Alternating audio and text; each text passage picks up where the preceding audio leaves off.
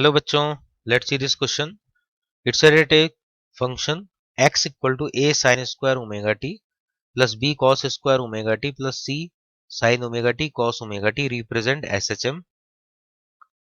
Options हैं for any values for a equal to minus B. तो यहाँ पर ऑप्शंस को हमें पुट करके चेक करना है. 2006 में ये क्वेश्चन पूछा गया था. इस क्वेश्चन को सॉल्व करने के लिए हमारा की कॉन्सेप्ट होगा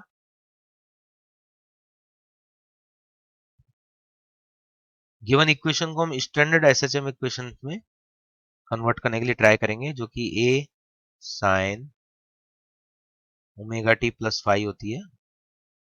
अगर इस फॉर्मेट में आ जाता है तो इसका मतलब वो एसएचएम होगा. तो एक एक करके चेक करेंगे. पहले फर्स्ट ऑप्शन हम ए ऑप्शन लेके चलते हैं.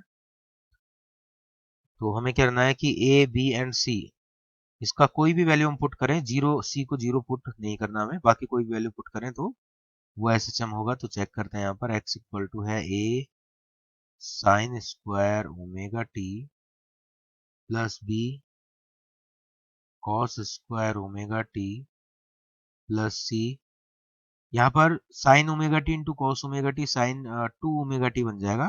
तो इसको हम बनाने के लिए 2 से मल्टीप्लाई डिवाइड कर देंगे.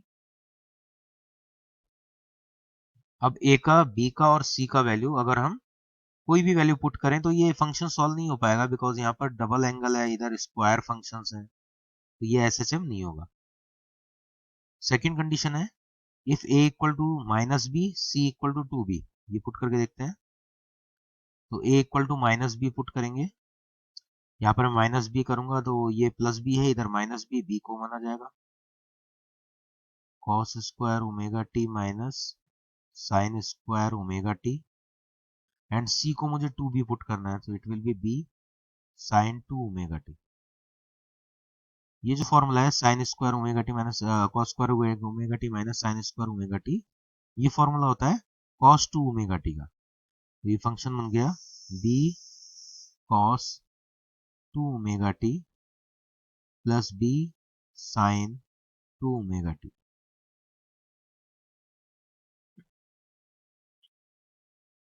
यहाँ पर ये पीरियोडिक फंक्शन है और इस पीरियोडिक फंक्शन का एम्पलीट्यूड हम निकाल सकते हैं.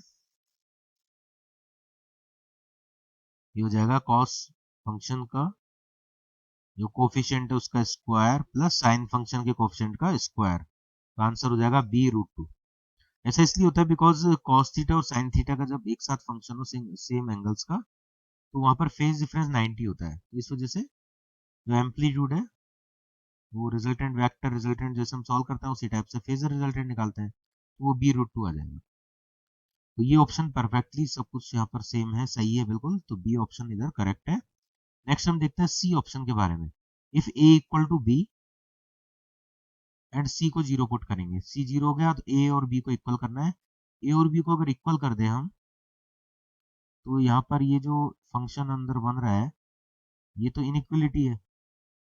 Sign square omega T plus cos square omega T जो कि 1 होता है. तो यहाँ पर आंसर हमारा कांस्टेंट आ जाएगा. अब कांस्टेंट तो पीरियोडिक फंक्शन नहीं होता, इसका मतलब ये एसएचएम नहीं होगा. नेक्स्ट चेक करना है हमें डी ऑप्शन. तो डी ऑप्शन में ए और बी को इक्वल करना है, सी में भी किया था. तो ए और बी को इक्वल करेंगे तो इस टाइप का ये फर्स्ट स्टेप तो ये आ गया. सी को इस बार जीरो नहीं करना, हमें सी को 2 भी करना है. तो सी को हम 2 भी पुट कर देते हैं. ए और बी इक्वल है यहाँ पर.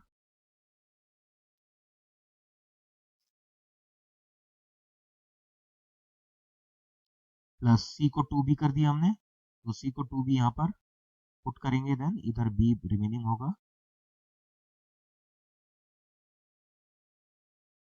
So after solving this will be b plus b sin 2 omega t. तो ये एक एसएचएम फंक्शन है. इसमें starting point t equal to 0 put करने पे x इक्वल टू b आएगा. मतलब यहाँ पर ये जो एसएचएम हो रहा है, इस एसएचएम में जो स्टार्टिंग है वो जीरो से ओरिजिन से नहीं हो रहा, इसको शो करता है. तो कोई प्रॉब्लम नहीं है, हमें तो बस एसएचएम है या नहीं वो पता लगाना था. तो ये b से स्टार्ट हो रहा है, इसका एम्पलीट्यूड b तक जाएगा, plus B and minus B के बीच में होगा. स्टार्टिंग होगा x इक्वल टू बी से. इसी b को मैं इस टाइप से इधर शिफ्ट भी कर सकता हूँ. तो ये x minus B equal to भी हम लिख सकते हैं b साइन 2 ओमेगा टी. तो इस SHM इक्वेशन का जो स्टार्टिंग पॉइंट है t इक्वल टू 0 पर x इक्वल टू b से स्टार्ट होगा और इसका एम्पलीट्यूड होगा कैपिटल B, 2 ओमेगा इसका एंगुलर फ्रीक्वेंसी होगा। ये इसकी प्रॉपर्टी है।